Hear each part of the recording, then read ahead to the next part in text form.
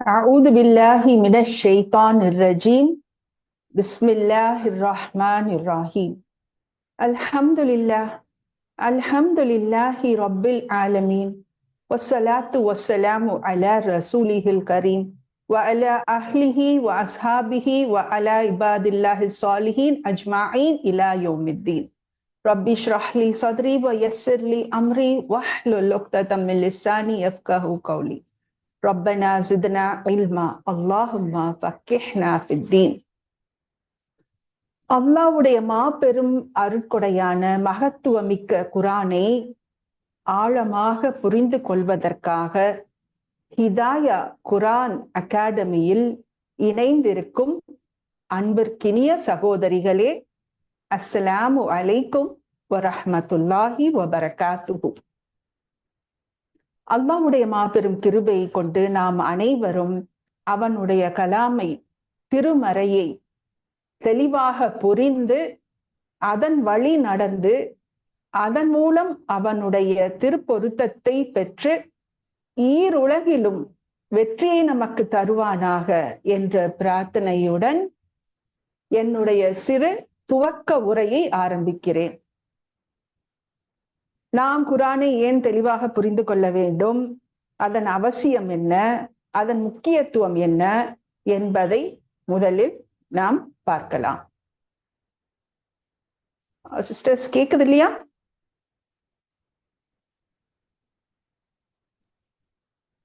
கேக்குது. ஓகே. قال الله تعالى في القرآن المجيد قل هل يستوي الذين يعلمون والذين لا يعلمون إنما يتذكر أولو الألباب. صدق الله العلي العظيم. அல்லாஹ் கூறுகிறான், நபியே நீர் கூறுவீராக, கற்றறிந்தவர்களும் அறியாதவர்களும் சமமாவார்களா? அறிவுடையவர்களே நல்லுணர்ச்சி பெறுவார்கள் என்று அல்லாஹ் கூறுகிறான். ஆண் பெண் இரு பாலார் மீதும் கல்வி கற்பதும் அறிவை மேம்படுத்துவதும் கட்டாய கடமையாக இருக்கிறது. நாம் கொஞ்சம் சிந்தித்து பார்த்தால் புரியும், நம் மனங்களில் சில கேள்விகள் எழ வேண்டும். நான் யார்? நான் ஏன் பிறந்தேன்? என்னை படைத்தவன் யார்? அவன் ஏன் என்னை படைத்தான்? நான் எங்கிருந்து வந்திருக்கிறேன்? நான் எங்கு செல்ல இருக்கிறேன்? இது போன்ற கேள்விகள் நம்முடைய மனங்களில் எழும்போது அதற்கான விடைகளை தெரியாவிட்டால் நாம் ஒரு அர்த்தமுள்ள ஒரு அமைதியான வாழ்க்கையை வாழ முடியுமா? அப்போ இந்த கேள்விக்கான விடைகளை எங்கு தேடுவது? இது போன்ற கேள்விகளுக்கும் இன்னும் மற்ற நிறைய விஷயங்களுக்கும் குர்ஆன் தெளிவான விளக்கங்களையும் நல்லுபதேசங்களையும் அறிவுரைகளையும் வழங்குகிறது. இஸ்லாம் என்றால் என்ன? ஜாஹிலியா என்றால் என்ன? தௌஹீத், ஷிர்க், சத்தியம், அசத்தியம், ஈமான், குஃபுர், பித்ஆ, இபாதா, ஹலால், ஹராம், இது போன்றவற்றுக்கு வேறுபாட்டினை எடுத்து காட்டுகிறது நமக்கு. குர்ஆன் திக்ருல் லில் ஆலமீன், அகிலத்தாருக்கு ஒரு நல்லுபதேசம். ذَلِكَ فَضْلُ اللَّهِ يُؤْتِيهِ مَن يَشَاءُ என்று அல்லாஹ் கூறுகிறான். இது அல்லாஹ்வுடைய மாபெரும் அருட்கொடையாகும். அதை அவன் நாடுபவர்களுக்கு கொடுக்கிறான்.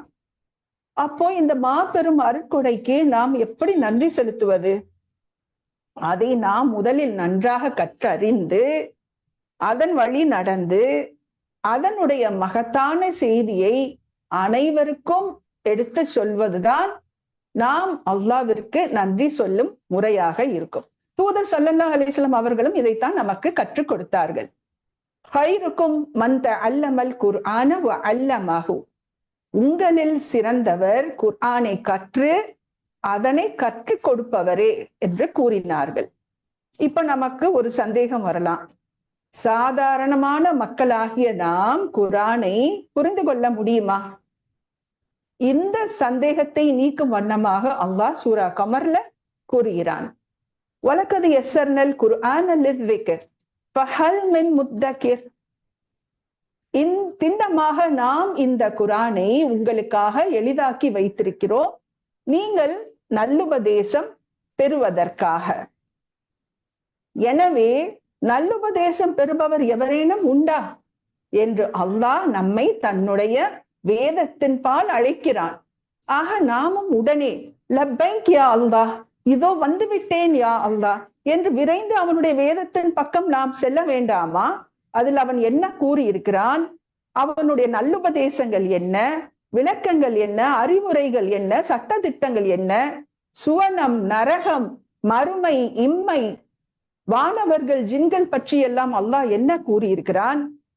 முன் சென்ற சமூகங்கள் ஏன் அழிக்கப்பட்டன, அவற்றின் வரலாறுகள் என்ன, அவன் கூறும் அழகிய உவமைகள் என்ன, அவை தரும் படிப்பினைகள் என்ன, இதையெல்லாம் நாம புரிஞ்சு கொண்டாதானே நாம் ஒரு அர்த்தமுள்ள ஒரு வாழ்க்கையை அறியாமையிலிருந்து வெளிவந்து வெளிச்சத்துக்கு, நேர்வழி என்னும் வெளிச்சத்திற்கு நாம் வர முடியும். அல்லாஹ் கூறுகிறான், கிதாபுன் அன்ஸல்நாஹு இலைக்க லிதுஹ்ரிஜன் நாஸ மினல் துலுமாத்தி இலன் நூர். நபியே, இந்த வேதத்தை உம்மீது நாம் இறக்கி வைத்திருக்கிறோம், மனிதர்களை நீர் இருளில் இருந்து வெளிச்சத்திற்கு கொண்டு வருவதற்காக. இதற்கு சிறந்த எடுத்துக்காட்டாக இருந்தது அரபு தேசம்.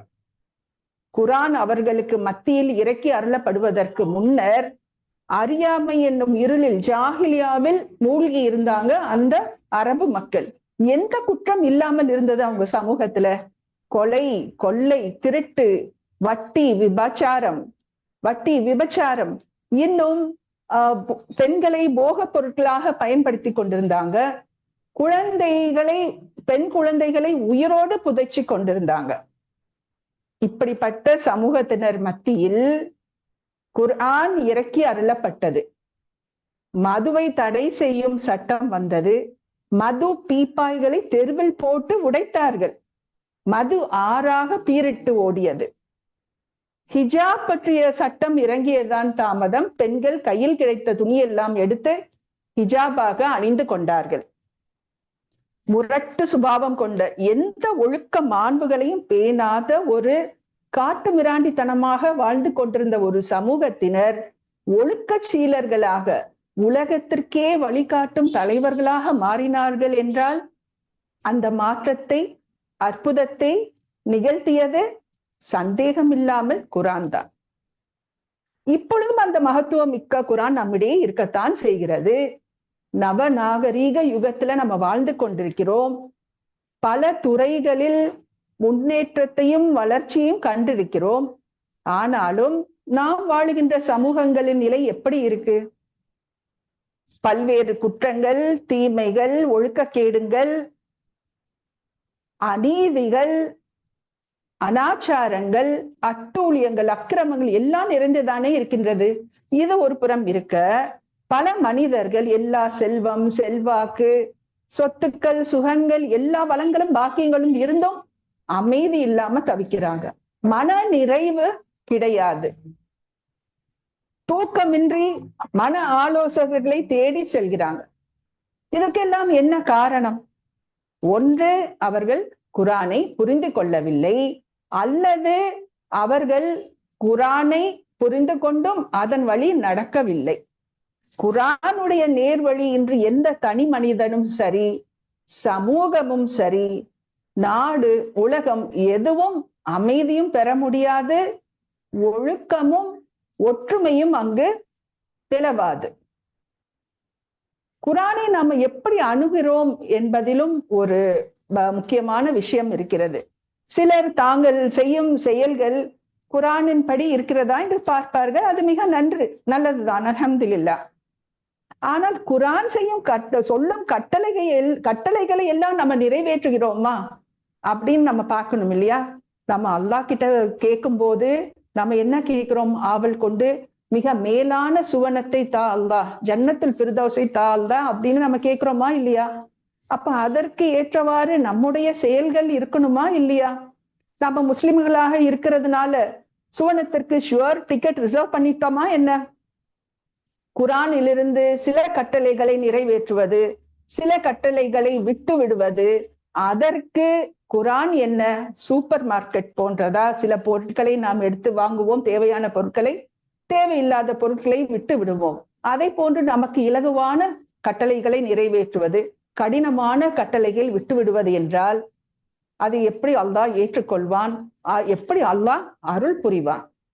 ஆக எல்லா கட்டளைகளையும் நாம் ஏற்றுக்கொண்டு நாம் அவற்றை முழுமையாக நிறைவேற்றும் போதுதான் நமக்கு அமைதி கிடைக்கும்.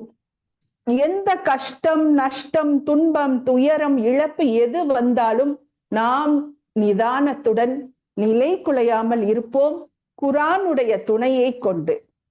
அல்லாஹ்வை கலாம், அது அல்லாஹ் பேசுகிறான் நம்மிடத்தில். அல்லாஹ் சொல்கிறான் இல்லையா, அலா பிதிக்ரில்லாஹி தத்மஇன்னுல் குலூப், அறிந்து கொள்ளுங்கள், அல்லாஹ்வை நினைவு கூறுவதை கொண்டுதான் உங்களுடைய இதயங்கள் அமைதி அடைகின்றன. இப்ப உதாரணத்திற்கு சில சட்டங்கள் இருக்கு. எல்லா விஷயங்களுக்கும் அல்லாஹ் தெளிவான தீர்க்கமான சட்டத்திட்டங்களை இறக்கி வைத்துள்ளான். திருமணம், விவாகரத்து, வட்டி, வியாபாரம், சொத்துரிமை, பாகப்பிரிவினை, பெண்கள், குழந்தைகள், அனாதைகள், எல்லா விஷயங்களிலும் அல்லாஹ் தீர்க்கமான சட்டங்களை இறக்கி வைத்திருக்கான். அதை விட்டுட்டு மனிதர்கள் தம்முடைய மனது போனபடி சட்டங்களை பின்பற்றினால் குழப்பம் ஏற்படுமா இல்லையா? ஏன்னா மனிதர்களுடைய அறிவு ஒரு எல்லைக்கு உட்பட்டது.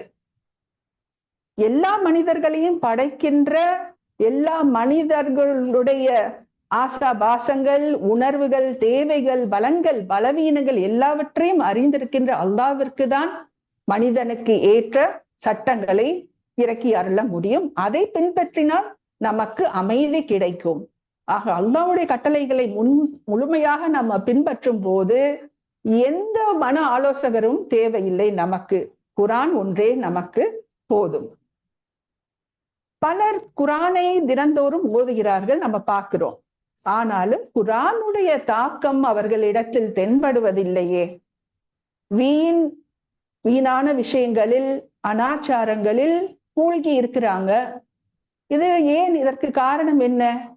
அவர்கள் குர்ஆனை தெளிவாக புரிந்து கொள்ளாததுதான் காரணம்.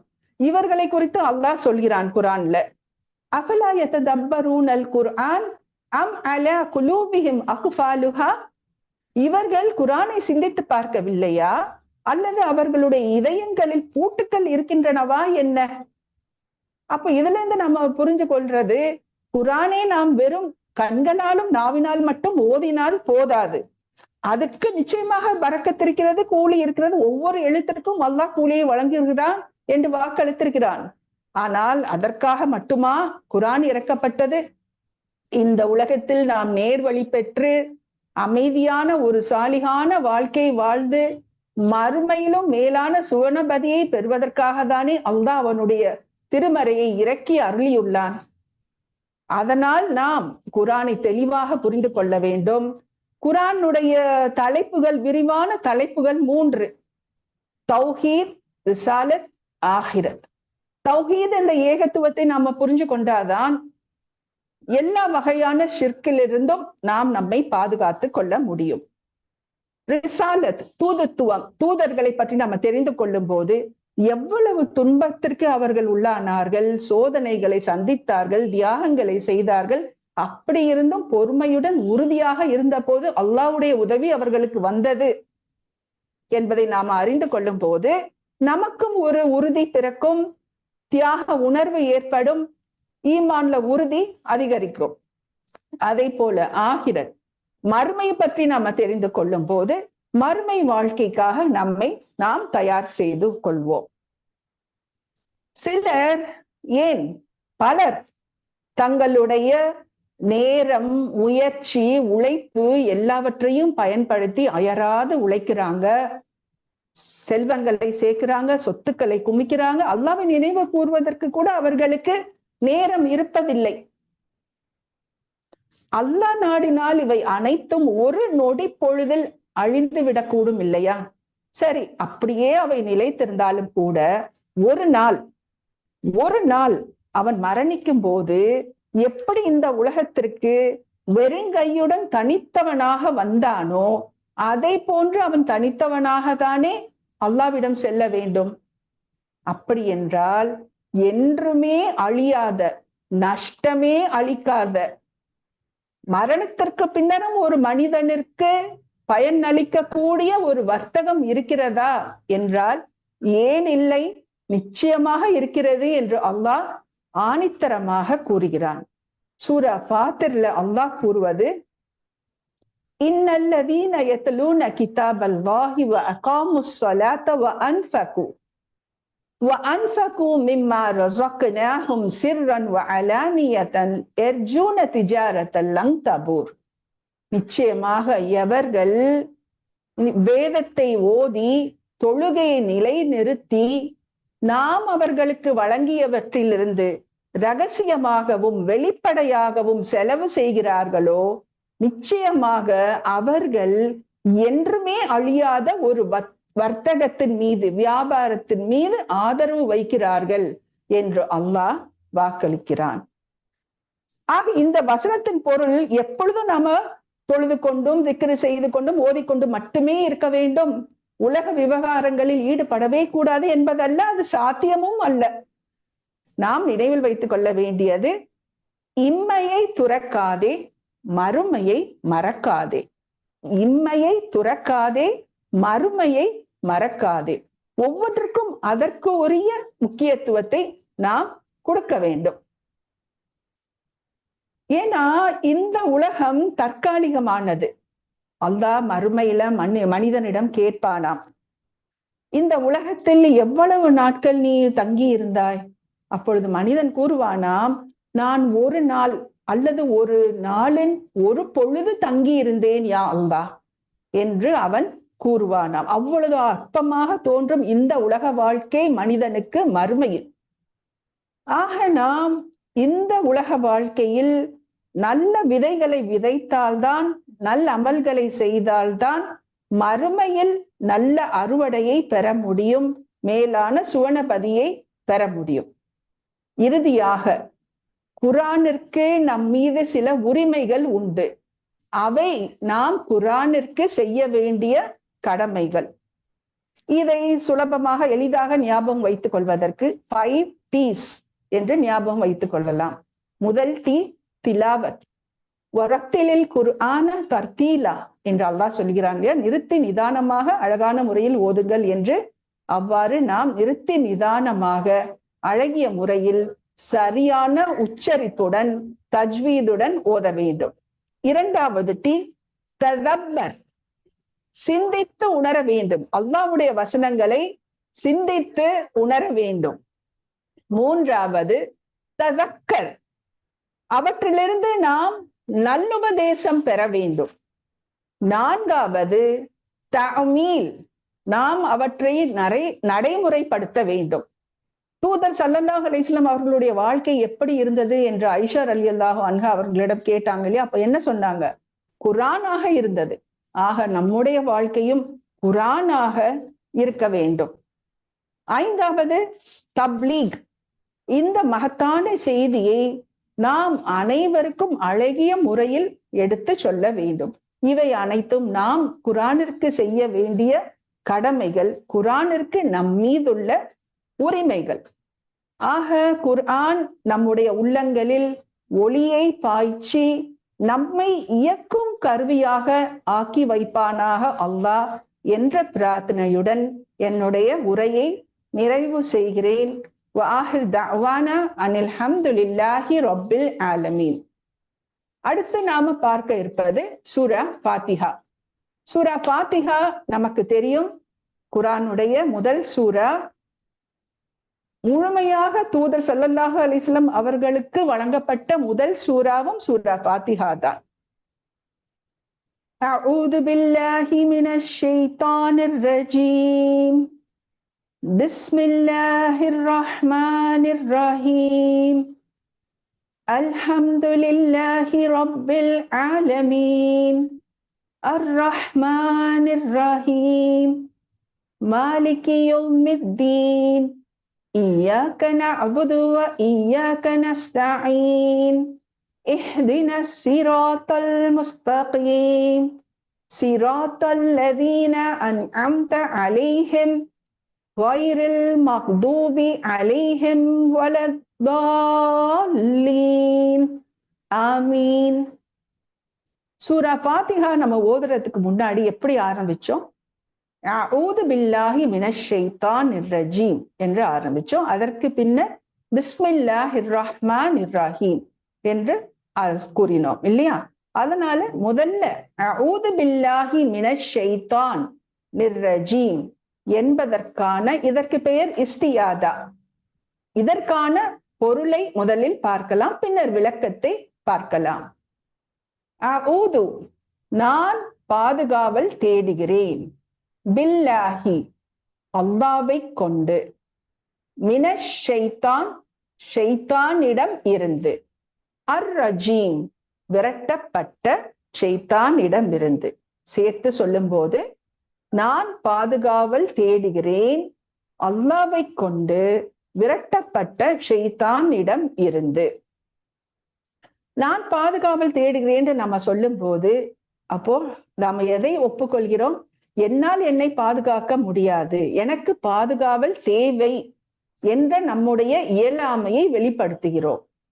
அல்லாஹ்வை கொண்டு நான் பாதுகாவல் தேடுகிறேன் என்று சொல்லும் போது அல்லாஹ் தான் என்னுடைய பாதுகாவலன், அவன்தான் என்னுடைய மௌலா, அவன் மட்டுமே என்னை பாதுகாக்க முடியும் என்று அல்லாஹ்வுடைய வல்லமையையும் நாம் பறைசாற்றுகிறோம். யாரிடமிருந்து பாதுகாவல் தேடுகிறோம்? நம்முடைய பகிரங்கமான எதிரியான ஷைத்தானிடம் இருந்து. அவனுடைய குணநலன்கள் எப்படிப்பட்டன அதையும் பார்ப்போம். ஷைத்தான் என்ற வார்த்தை ஷதனா ஷதனா என்ற வார்த்தையில் இருந்து வருகிறது என்று கூறப்படுகிறது. ஷதனா என்றால் தூரமாக்கப்பட்டது. அதாவது மனிதர்களுடைய நற்குணங்கள் நற்பண்புகள் எல்லாவற்றையும் விட்டு ஷைத்தானுடைய குணங்களும் பண்புகளும் மிக தூரமானவை. இப்ப மனிதர்களை எடுத்துக்கிட்டோம்னா சில நல்லவை இருக்கும், கெட்டவை இருக்கும். ஆனால் ஷைத்தானிடம் முழுக்க முழுக்க தீய பண்புகளை உடையவன் தான் அவன். அதனால தான் மனிதர்கள்ல நமக்கு எதிரிகள் ஷைத்தான்கள் இருந்தால் அவர்களிடம் நம்ம அன்பு காட்டலாம், மென்மை காட்டலாம், அவர்கள் நட்புடன் நம் பக்கம் திரும்பக்கூடும். ஆனால் ஷைத்தானிடம் ஒருபோதும் மென்மை காட்டக்கூடாது. அதாவது மென்மை காட்டுவது என்பது அவன் சொல்வதை நாம கேட்க கூடாது. அப்படி கேட்டால் அவன் நம்மை அவனுடைய வலையில் விழச் செய்து படுகுழியில் தள்ளி விடுவான். அதனால் எச்சரிக்கையாக இருக்க வேண்டும். இந்த ஷைத்தான் என்ற வார்த்தை ஷதா என்ற வார்த்தையிலிருந்தும் வருகிறது என்று கூறப்படுகிறது. ஷதா என்றால் எரிக்கப்பட்டது. ஷைத்தான் நெருப்பினால் படைக்கப்பட்டான் இல்லையா? அதனால் அதிலிருந்து வந்திருக்க கூடும். இருப்பினும் ஷைத்தான் என்ற வார்த்தை ஷதனா என்ற வார்த்தையில் வந்திருப்பதற்கான ஆதாரங்கள் தான் அதிகம் என்றும் அறிஞர்கள் கூறுகிறார்கள். அஊது பில்லாஹி மினஷ் ஷைத்தான் என்று சொல்லிவிட்டு அல்லாஹ் நிறுத்திடல. அர் ரஜீம் விரட்டப்பட்ட ஷைத்தானிடம் இருந்து என்று அல்லாஹ் மேலும் கூறுகிறான். அதாவது எப்பொழுது ஷைத்தான் அல்லாஹ்வுடைய கட்டளைக்கு கீழ்ப்படிய மறுத்தானோ, ஆதம் அலைஹிஸ்ஸலாமிற்கு சிரம்பணி அல்லாஹ் சொன்ன போது அவன் மறுத்தானோ, அப்பொழுதே அவன் விரட்டப்பட்டவனாக, சபிக்கப்பட்டவனாக, அல்லாஹ்வின் அருளிலிருந்து தூரமாக்கப்பட்டவனாக ஆகிவிட்டான். சூரா முல்க்ல அல்லாஹ் சொல்றத பார்க்கிறோம். திண்ணமாக நாம் கீழ்வானங்களை விளக்குகளால் அதாவது நட்சத்திரங்களால் நாம் அலங்கரித்துள்ளோம், அவற்றை எரி நட்சத்திரங்களாகவும் ஆக்கியுள்ளோம் ஷைத்தானை விரட்டுவதற்காக என்று. ஆக ஷைத்தானிடமிருந்தே நாம் எப்படியெல்லாம் பாதுகாவல் தேட வேண்டும், எப்பொழுதெல்லாம் பாதுகாவல் தேட வேண்டும், அது எவ்வாறு நமக்கு பயன் அளிக்கும் என்பதையும் நம்ம பார்க்கலாம். அல்லாஹ் நமக்கு கற்றுக் கொடுத்திருக்கிறான். நீங்கள் குர்ஆனை ஓதும் போது அல்லாஹ்விடம் பாதுகாவல் தேடுங்கள், விரட்டப்பட்ட ஷைத்தானிடம் இருந்து. ஏன்னா நம்ம தவறான வார்த்தைகளை, கோபமான வார்த்தைகளை, வீணான பேச்சுகளை பேசி கொண்டிருந்திருக்கலாம். அதன் மூலமாக நம்முடைய நாவும் நம்முடைய மனமும் அசுத்தமாக இருக்கும். இந்த அஊது பில்லாஹி மினஷ் ஷைத்தான் ரஜீம் என்று சொல்லும் போது நம்முடைய நாவும் மனமும் தூய்மை பரிசுத்தமாகி அல்லாஹ்வுடைய கலாமை பேசுவதற்கு நம்மை தயார்படுத்துகிறது. அடுத்து நாம் அல்லாஹ்விடம் ஒரு துக்கம் ஏற்பட்டாலும் அந்த துக்கத்தை ஷைத்தான் மேலும் வளர்ப்பான், அல்லது அந்த துக்கத்திலிருந்து வெளிவருவதற்கு தவறான வழிமுறைகளை நமக்கு சொல்லிக் கொடுப்பான். அப்பொழுதும் அல்லாஹ்விடம் நாம் பாதுகாவல் தேட வேண்டும். ஒரு பயம் ஏற்படும் போது, ஒரு தீய எண்ணம் நமக்கு வரும்போது, தீயவனை பார்க்கும் போது, தீங்கை காணும் போது, ஏன் கோபம் படும் போது, நம்முடைய கோபத்தை உச்சகட்ட நிலைக்கு எடுத்து செல்வது ஷைத்தானுடைய வேலை. ஒரு முறை தூதர் ஸல்லல்லாஹு அலைஹி வஸல்லம் அவர்கள் 2 மனிதர்கள் சண்டையிட்டு கொண்டிருக்கத பாக்குறாங்க. அப்போ ஒருவருடைய மூக்கு கோபம் மிகுதியால் சிவந்து விடுகிறது. அப்பொழுது தூதர் ஸல்லல்லாஹு அலைஹி வஸல்லம் சொல்றாங்க, அதை பார்த்துட்டு, எனக்கு சில வார்த்தைகள் தெரியும், அவற்றை அவர் கூறினால் அவருடைய கோபம் தணிந்து விடும் என்று சொல்லிவிட்டு இந்த இஸ்தியாதாவை தான் கற்றுக் கொடுக்கிறார்கள். ஆக நாம் எப்பொழுதும் அல்லாஹ்விடம் நம்முடைய உலக காரியங்களுக்காகவும் மார்க்க விஷயங்களுக்காகவும் பாதுகாவல் தேடினால்தான் நாம் நேர் வழியில் நிலைத்திருக்க முடியும், ஷைத்தானுடைய வலையில் விழுந்து விடாமல். ஷைத்தான் எப்பொழுதும் நம்மை, அவனும் அவனுடைய கூட்டத்தினரும் எப்பொழுதும் நம்மை பார்த்து கொண்டிருக்கிறார்கள், நம்மை வழிகெடுப்பதற்கான தருணத்திற்காக காத்து கொண்டிருக்கிறார்கள். நம்மால் ஷைத்தானை பார்க்க முடியாது. ஆக நம்மை பார்த்து கொண்டிருக்கிற ஷைத்தான் இடமிருந்து, நம்மால் பார்க்க முடியாத ஷைத்தான் இடமிருந்து, நம்மையும் ஷைத்தானையும் பார்த்து கொண்டிருக்கின்ற, நன்கு அறிந்திருக்கின்ற அல்லாஹ்விடம் பாதுகாவல் தேடுவதுதானே முறையாக இருக்கும். அடுத்து பஸ்மலா, பிஸ்மில்லாஹிர் ரஹ்மானிர் ரஹீம் என்ற பஸ்மலாவை நாம பார்க்க போகிறோம். பிஸ்மி பெயரை கொண்டு, பிஸ்மில்லா அல்லாஹ்வின் பெயரை கொண்டு, அர் ரஹ்மான் அளவற்ற அருளாளன், அர் ரஹீம் நிகரற்ற அன்புடையோன். சேர்த்து சொல்லும் போது அளவற்ற அருளாளனும் நிகரற்ற அன்புடையோனுமாகிய அல்லாஹ்வின் திருப்பெயரை கொண்டு துவங்குகிறேன். பிஸ்மில்லா அல்லாஹ்வின் பெயர் என்று சொல்லும் போது நமக்கு தெரியும், அல்லாஹ்விற்கு அழகிய 99 அழகிய திருநாமங்கள் உண்டு, அஸ்மாவுல் ஹுஸ்னா. தூதர் ஸல்லல்லாஹு அலைஹி வஸல்லம் அவர்கள் கூறுகிறார்கள், யார் ஒருவர் அல்லாஹ்வுடைய பெயர்களை பேணி அவற்றை பாதுகாக்கிறாரோ, அல்லாஹ்வுடைய பெயர்களை எண்ணி அவற்றை பாதுகாக்கிறாரோ, அவர் சுவனத்தில் நுழைவார் என்றும் தூதர் ஸல்லல்லாஹு அலைஹி வஸல்லம் அவர்கள் கூறுகிறதை நாம பார்க்கிறோம். நாம அல்லாஹ் கிட்ட பிரார்த்தனை செய்யும் போது, இப்ப பாவ மன்னிப்பு கோருகிறோம் உதாரணத்திற்கு, அப்பொழுது யா கஃபார், யா கஃபூருர் ரஹீம் என்று அல்லாஹ்வுடைய சிப்பத்துகளை சொல்லி நாம பாதுகாவல் தேடணும், பாவ மன்னிப்பு கோரணும். அதை போன்று நமக்கு ஏதேனும் வேண்டும் என்றால் யா வஹாப், யா ரஸாக் என்று அல்லாஹ்வை அழைத்து நாம் பிரார்த்தனை செய்வது சிறந்தது. அல்லாஹ்வுடைய ஒவ்வொரு பெயரும் அவனுடைய சிப்பத்துகளை தெளிவாக விளக்குவதாக இருக்கிறது. அடுத்து அர் ரஹ்மான் அளவற்ற அருளாளன். அல்லாஹ் மிகுந்த அருட்கொடைகள், நிறைய நிறைய அருட்கொடைகளை எல்லாருக்கும் வாரி வாரி வழங்குகிறான். அவனுடைய அருட்கொடைகள் குறைவதே இல்லை. அவன் எவ்வளவு கொடுத்தாலும் அல்லாஹ் சொல்கிறான், நீங்கள் அல்லாஹ் குர்ஆனில் அல்லாஹ் சொல்வதை பார்க்கிறோம், நீங்கள் அல்லாஹ்வுடைய அருட்கொடைகளை கணக்கிட நினைத்தால், உங்களால் நீங்கள் எண்ணி பார்த்தால் உங்களால் அதனை கணக்கிடவே முடியாது. நல்லவர்களுக்கும் கெட்டவர்களுக்கும், முஸ்லிம்களுக்கும் முஸ்லிம் அல்லாதவர்களுக்கும், நம்பிக்கையாளர்கள் நிராகரிப்பாளர்கள் எல்லாருக்குமே அல்லாஹ் கணக்கின்றி கொடுப்பதை நாம பார்க்கிறோம். அளவற்ற அருளாளன் அர் ரஹ்மான் அல்லாஹ் கூறுகிறான். தூதர் ஸல்லல்லாஹு அலைஹி வஸல்லம் அவர்கள் சொல்கிறார்கள், அல்லாஹ் கூறுவதாக, அர் ரஹ்மான் என்ற என்னுடைய பெயரில் இருந்து கற்பப்பைக்கு ரஹம் என்ற பெயரை நான் கொடுத்துள்ளேன். ரஹம் என்றால் கற்பப்பை என்று நமக்கு தெரியும் இல்லையா? அது அல்லாஹ்வுடைய பெயரிலிருந்து, அர் ரஹ்மான் என்ற பெயரிலிருந்து நான் கொடுத்துள்ளேன் கற்பப்பைக்கு. அதனால் யார் ஒருவர் கற்பப்பை உறவுகளை, அதாவது இரத்த பந்த உறவுகளை பேணிக் கொள்கின்றாரோ அவருடன் நானும் தொடர்பை வைத்துக் கொள்வேன்.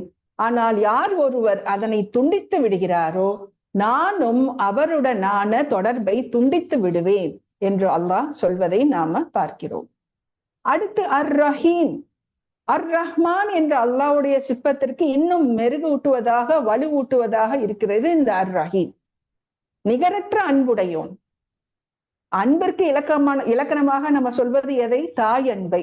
ஆனால் ஒரு தாய் தன் குழந்தையின் மீது கொண்டுள்ள அன்பை விட அல்லாஹ் தன்னுடைய அடியார்கள் மீது அதிக அன்பு கொண்டுள்ளான். இப்ப இந்த பிஸ்மில்லாவை எப்பொழுதெல்லாம் நாம் கூறுகிறோம்?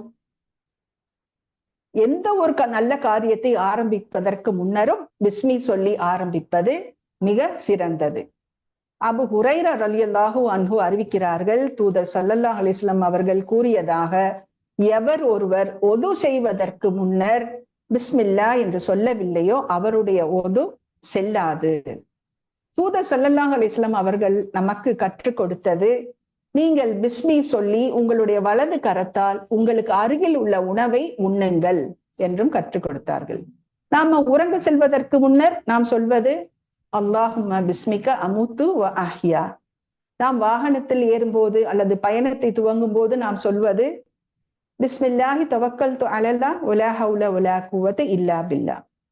தூதர் ஸல்லல்லாஹு அலைஹி வஸல்லம் அவர்கள் இஸ்லாத்தின் பால் அழைத்து மற்ற நாட்டு மன்னர்களுக்கு கடிதங்களை தூதுவர்கள் மூலமாக அனுப்பிய போது அந்த கடிதங்களின் முதல் வாக்கியமாக பிஸ்மில்லாஹிர் ரஹ்மானிர் ரஹீம் என்றுதான் இருந்தது. ஹுதைபியா உடன்படிக்கையில் எழுதும் போது அதன் முதல் வாக்கியமாக பிஸ்மில்லாஹிர் ரஹ்மானிர் ரஹீம் என்றுதான் அதுவும் இருந்தது. ஏன் தூதர் ஸல்லல்லாஹு அலைஹி வஸல்லம் அவருடைய காலத்திற்கு முன்னர் சுலைமான் அலைஹிஸ்ஸலாம் அவர்கள்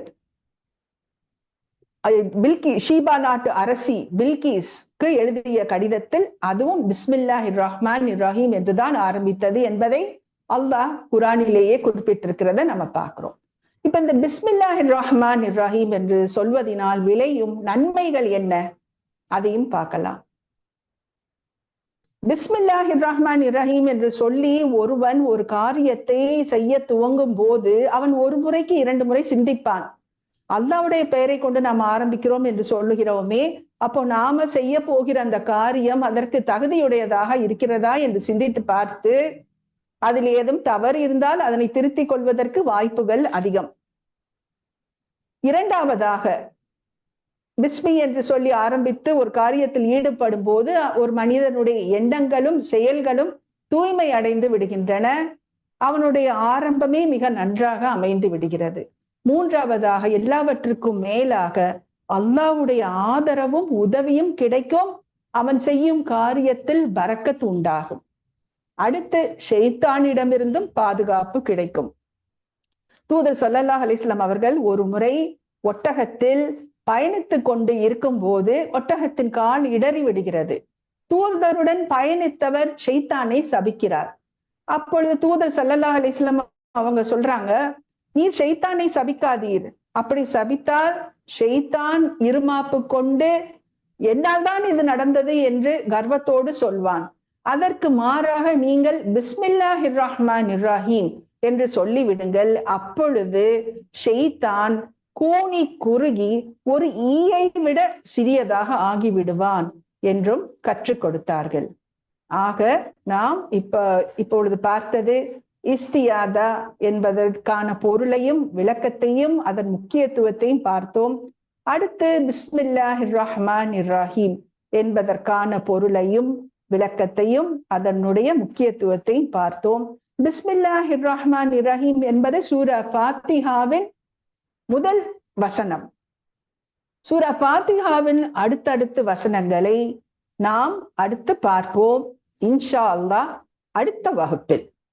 அதுவரை நாம் இணைந்திருப்போம், பயன் பெறுவோம் அல்லாஹ்வுடைய மாபெரும் கருணையை கொண்டு. வாஹிர் தஅவானா அனில் ஹம்துலில்லாஹி ரப்பில் ஆலமீன். அஸ்ஸலாமு அலைக்கும் வரஹ்மத்துல்லாஹி வபரகாத்துஹு. சகோதரிகளே, இப்பொழுது உங்களுடைய